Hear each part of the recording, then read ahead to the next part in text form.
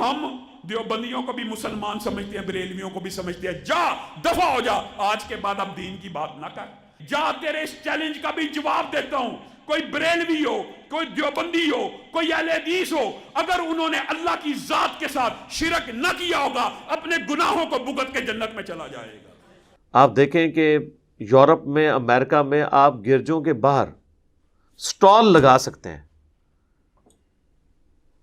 جس میں آپ اسلام کی دعوت ان کو گوروں کو پیش کریں۔ جو لوگ باہر نکل رہے ہیں ان کے سامنے سٹال، یہ ایون احمد دیدار صاحب رحمہ اللہ تعالیٰ کے جو اسٹوڈنٹس ہیں انہوں نے سٹالز لگائے ہوتے ہیں، اور باقاعدہ وہ ساری کرسچینٹی کے جو فرسودہ عقائد ہیں ان کو کنڈیم کرنے والے کتابچے اس پہ رکھے ہوتے ہیں، اور باقاعدہ وہ آواز دے کہ اس جیزس گاڈ، کیا جیزس گاڈ ہے، اس طرح مختلف چھوٹے چھوٹے ٹاپک پہ انہوں نے کتابچے ہیں وہ دیتے ہیں۔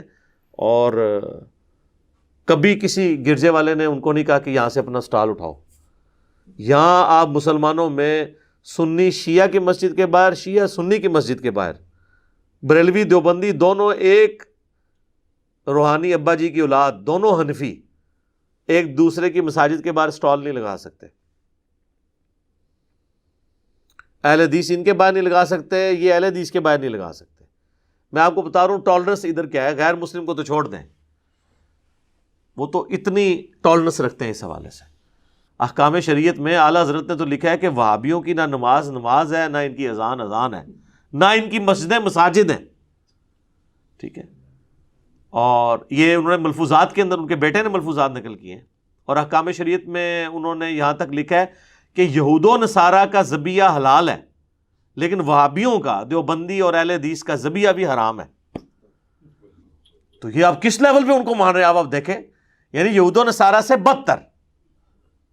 جب آپ یہود و نصارہ سے ان کو بدتر مان رہے ہیں تو پھر آپ نے کہاں پہ ٹالرنس شو کرنی ہے؟ یہ تو ہم نے باقاعدہ یہ کہا کہ آج کل یہ انہوں نے صرف ہمارے اس پلیٹ فارم کی دعوت سے ڈر کے یہ لوگ بظاہر اکٹھے ہوئے ہیں، اندر سے تو کوئی اکٹھے نہیں ہے، یہ ایک دوسرے کے بہت سخت خلاف ہیں، کیونکہ ان کے بڑوں نے جتنی بڑی دراڑیں ڈالی ہیں نا، آج ان دراڑوں کو فل کرنا آلموسٹ امپاسبل ہے۔ اب دیکھیں نا، جب اعلیٰ حضرت نے حسام الحرمین میں 1905 میں کتاب لکھ کے، حرمین کی تلوار اس کتاب کا نام رکھ کے، آلموسٹ 4 علماء دیوبند اور 5واں غلام احمد قادیانی دجال، ان کو کافر ڈکلیئر کیا، اور اس کو کنکلوڈ کرتے ہوئے لکھا کہ ان کے کفر میں شک کرنے والا بھی کافر، یعنی تمام دیوبندی کافر۔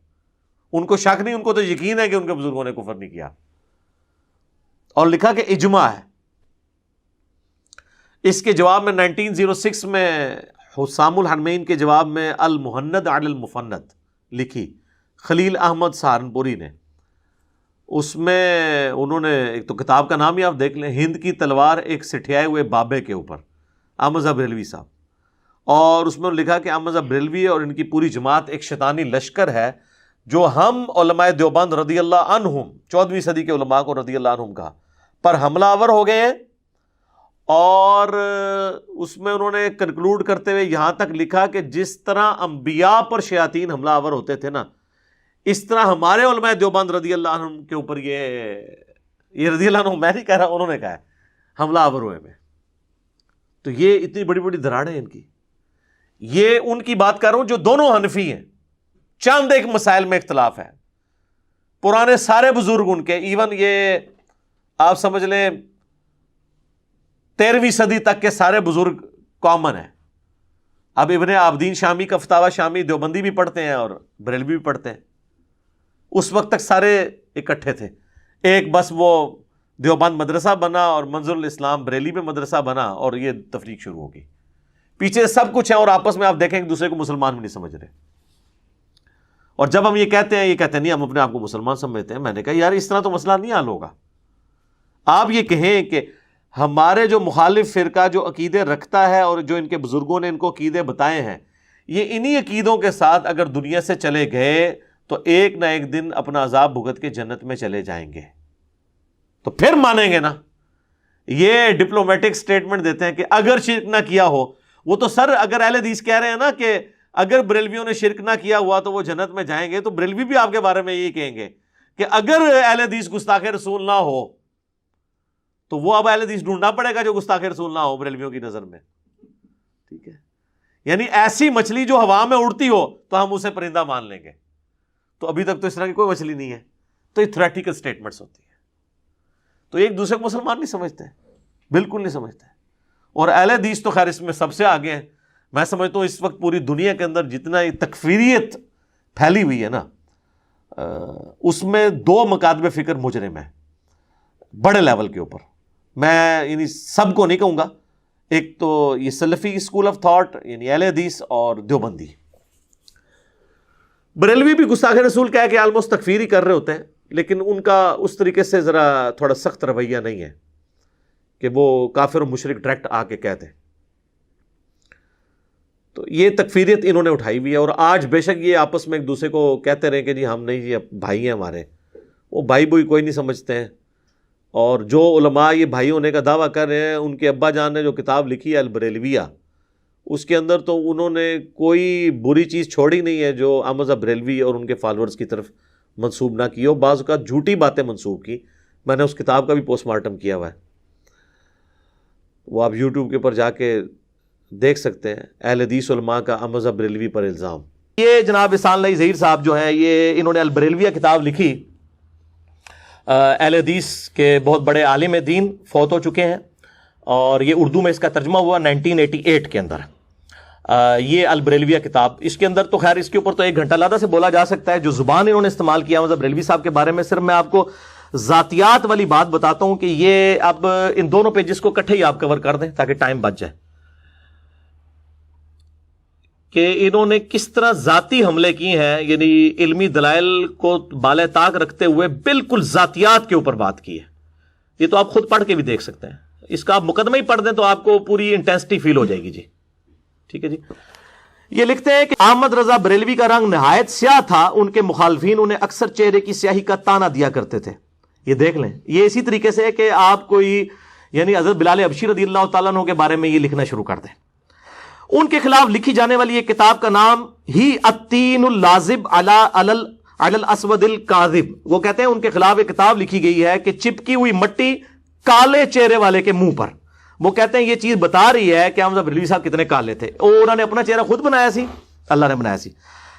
پھر لکھتے ہیں کہ جناب احمد رضا نحیف و نزار تھے, درد گردہ اور دوسری کمزور کر دینے والی بیماریوں میں مبتلا تھے, کمر کی درد کا شکار رہتے تھے. اس طرح یہ علمی باتیں ہو رہی ہیں جناب, علمی باتیں. اسی طرح سر درد اور بخار کی شکایت بھی عموماً رہتی تھی.